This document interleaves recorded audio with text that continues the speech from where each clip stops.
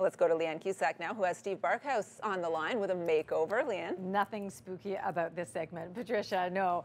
Many just enjoyed a Thanksgiving feast, if not outside in the yard, since it was so gorgeous. Likely gathered around the dining room table. Steve Barkhouse is here to discuss a trend he's observing. He calls it the revival of the dining room. That's quite something, Steve. Well, yeah. You observe what everyone wants to do on the home renovation front. So what's the revival of the dining room?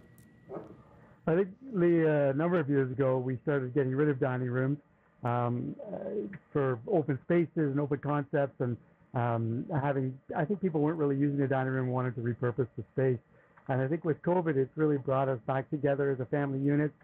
Now that we're able to have some friends over, Thanksgiving was fantastic.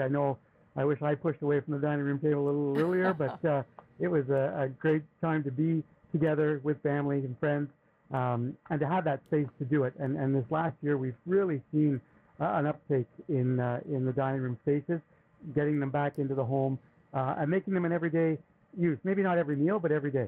Steve, everyone loves a before and after. We all love a makeover. So talk us through the one that you've chosen to share.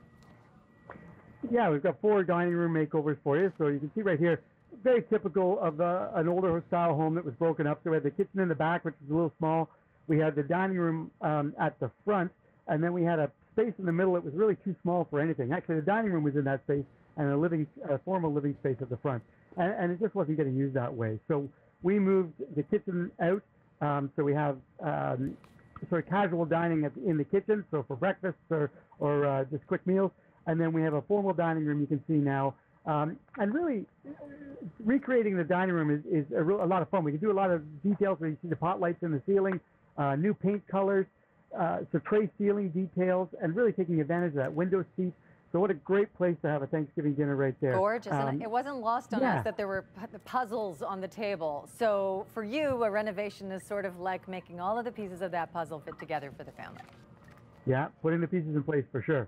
That's the fun part of it all. So more images to show off. Yeah. We've got you sort of an older home, a similar challenge, though it had the 3 separate rooms again, with the dining room stuck in the middle with no windows, very dark. Made worse here with the dark trim. They had super high ceilings, but it really felt close and dark. So same type of renovation. So we popped that wall back, opened up the kitchen for the casual dining.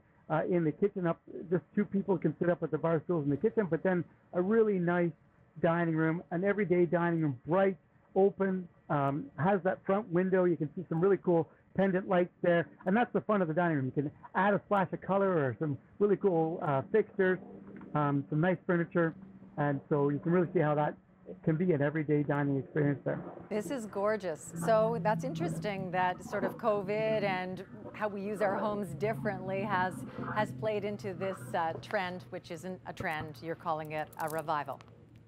Yeah, well, again, what's old is new, and that's the case here, right? We used to have these formal dining rooms. You couldn't buy a house with a formal dining room, and now here's a house that didn't have a formal dining room. It had a formal living space, and we want to live all together now. So the formal living space was transformed into that formal dining room. And you can see that splash of color in the ceiling with the pot lights. We call that Amsted blue, but I think it's more of a purple color. Love it. The built-in cabinets on the right-hand side, you can see, make the room 2 feet larger because you don't have a hutch or anything built into the room. It's set into the wall space. And here's another one that actually had a dining room, but it was a little bit closed off from the kitchen, and we just opened that up and really purposed it for a formal dining room, or I shouldn't say formal, an everyday dining room. You can see it flows into the kitchen much better, and then we've got a shot from above that really shows the space. There was some storage space in the dining room that we took out and put into the kitchen renovation, but what a great space for a dining room. You can see it's seating 6 now, but it easily sits 8 or 10 for those big meals. And what's so gorgeous is there's so much more light entering all of these rooms now as well.